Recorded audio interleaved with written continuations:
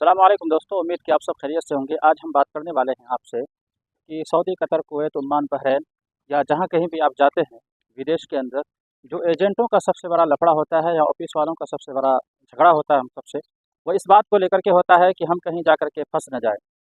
दोस्तों, हमारी और आपकी सबसे बड़ी गलती जो होती है यहीं पर कि हम जो है एजेंट के झांसे में आकर के जितना पैसा नहीं देना चाहिए उतना पैसा हम एजेंट को दे देते हैं या ऑफिस वाले को दे देते हैं। अगर हम वीज़े की बात करें दोस्तों, तो सऊदी अरब हो, कतर हो, ओमान हो, बहरैन हो, कोई भी देश हो, ये वीज़ा फ्री ऑफ कॉस्ट देता है ऑफिस वालों को। अगर किसी आदमी को ज़रूरत पड़ता है तो वो जो है वीज़ा फ्री ऑफ कॉस्ट देता है उनको निकाल करके कि हमें वहाँ से आदमी चाहिए। इंडिया, पाकिस्तान, बांग्लादेश, जिस भी देश से उस कंट्री का वीज़ा निकाल करके वो देता है। लेकिन मेरे दोस्तों, यहीं पे दलाली शुरू होती है उन ऑफिस वालों से लेकर के एजेंट तक। वो ऑफिस वाला जो है, अब वो तलाश करता है ऐसे बंदों को जो उनको बंदा तलाश करके गांव देहात या कहीं ऐसी जगह रहने वाला हो जहां से वो हमें बंदा दे सके। वो फ़ौरन फ़ोन मिलाता है इधर से उधर और वही जो है फिर वहाँ रेट तय करता है।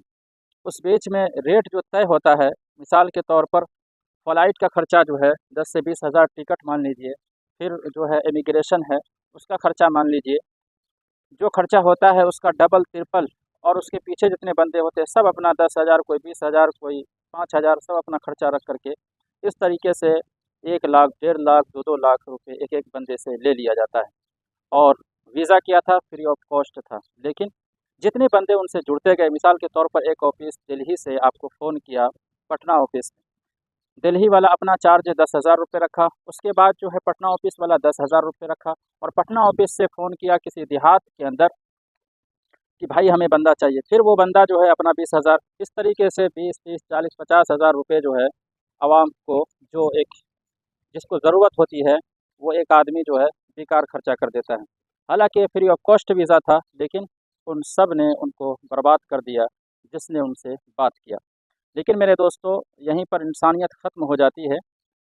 इंसानियत का तकाज़ा ये है कि जो आदमी आपसे वीज़ा ले रहा है या दे रहा है, उनसे सबसे पहले सैलरी की बात कर लीजिए। सैलरी में सबसे बड़ा लफड़ा यहाँ पर जो होता है आने के बाद, या वहीं पर जो इंसान होता है, सैलरी का एग्रीमेंट हम लोग बना करके नहीं दे पाते हैं, और जिसके कारण जब यहाँ आता है, जिसका सैलरी 1500 होना चाहिए उनको 1000 रियाल दिया जाता है, और 1000 रियाल का इंडिया में तकरीबन तकरीबन 24 से 25 हज़ार रुपये अभी होगा। तो आप सोच सकते हैं 24 से 25 हज़ार में अगर आप आते हैं सऊदी अरब के अंदर, उसी तरीके से आप कुवैत में अगर आते हैं 100 दिरहम में, तो बताइए इंडिया का तकरीबन तकरीबन 30 हज़ार के आसपास ऊपर नीचे होगा। तो इतना में अगर आप आते हैं तो क्या बचा पाएंगे, और खाना आपका होगा उसमें, तो आप खाना भी खाएंगे, मोबाइल का रिचार्ज भी कराएंगे, तो फिर आपको बचेगा क्या? रूम रेंट, क्या उसके बगल में ही हाउस वगैरह खाली रहता है तो वहीं आपको रहने के लिए जगह मिल जाती है। तो इस वजह से मेरे दोस्तों, आदमी आकर के यहाँ फंसता है, और फंसने की सबसे बड़ी वजह हमारी और आपकी होती है कि हम भोले भाले होकर के एजेंटों के झांसे में आकर के चले जाते हैं, और हमको पता ही नहीं चलता है कि हम कहाँ जा रहे हैं और क्या कर रहे हैं। तो इसलिए आने से पहले थोड़ा सावधानी आपको ये बरतना है कि सबसे पहला नंबर, आप एग्रीमेंट बना करके आएंगे जिस भी काम में जा रहे हैं। चाहे आप बिल्डिंग बनाने के काम में जा रहे हैं, चाहे आप पढ़ाने के काम में जा रहे हैं, चाहे आप ड्राइविंग में जा रहे हैं, जिस काम में भी जा रहे हैं, सैलरी का नंबर 1 पे आपको एग्रीमेंट करवाना है। अगर एग्रीमेंट आपने नहीं करवाया, यहाँ आकर के आप कहेंगे कि हमारा सैलरी इतना, हमें इतना चाहिए, तो फिर आप फंस गए। वो कहेगा अगला बंदा, तुम्हारे पास क्या प्रूफ है कि हमने कहा है कि इतना सैलरी? फिर आप कहोगे हम घर जाएंगे, तो फिर आपके जो पैसे हैं जो आप खर्चा करके आए हैं, फिर यहीं पे आपका इम्तिहान शुरू होगा। फिर आपके घर वाले कहेंगे कि बेटा, पैसा खर्चा करके गए हो, 1.5-2 लाख रुपए खर्चा करके गए हो, ऐसा करो 2-4 माह रह जाओ, 2-4 माह रहोगे, फिर कहोगे 2-4 माह और रह जाओ। इसी तरीके से दोस्तों ज़िंदगी बर्बाद हो जाती है गल्फ़ के अंदर। इसलिए आप सबसे मैं गुजारिश करूँगा कि जो भी भाई किसी भाई को वीज़ा देता है, प्लीज़ उनके साथ, उनके ज़िंदगी के साथ खिलवाड़ मत कीजिए, उनको अच्छी तरह से लाने की कोशिश कीजिए, ताकि वो भी बंदा आए तो आपको दुआ दे, ना कि जब तक यहाँ रहे बद्दुआ दे।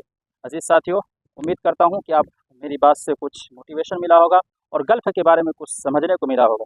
अगर कुछ समझ में आया है तो मेरे चैनल को सब्सक्राइब कर लीजिए और वीडियो को लाइक करके शेयर कर दिए। थैंक यू, आप सबका शुक्रिया।